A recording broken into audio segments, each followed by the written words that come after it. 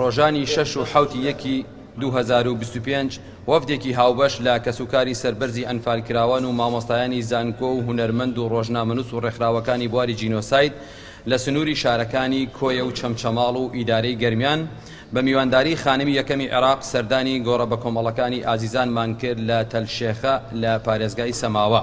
ئامانجمان لەم سەردانە جەختکردنەوە بوو لە جێبەجێکردنی تەواوی بڕیارەکانی دادگای باڵای تاوانەکانی عێراق لەسەر کەیسی ئەنفال.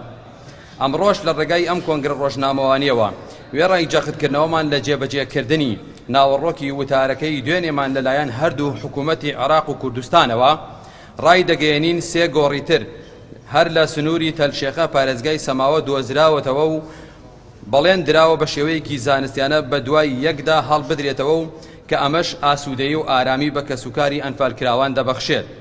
جێی ئاماژەیە کارکردن لە هەڵگرتنەوەی شەهیدەکانمان بەهۆی ئەو شێوازە دڕندەی کۆمەڵکوژیانەوە لەلایەن جەلادەکانی بەعسەوە کارێکی تاقەت پڕوکێن و دیمەنەکان زۆر دیمەنی ناخەژێنن.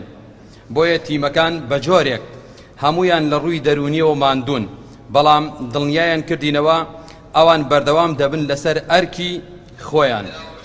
هەروەها بەناوی ڕێکخراوەکانی ئەنفال و نووسەرانەوە داوا لە کەناڵی ئاوا میدیا دەکەین کە داوای لێبوردن لە کەسوکاری ئەنفالکراوان بکات، چیتر تاوانی ئەنفال بچووک نەکاتەوە و داتای ناڕاست لەسەر گەورەی ئەو تاوانە بەسەر گەلەکەمان دەهاتووە بڵاو نەکاتەوە.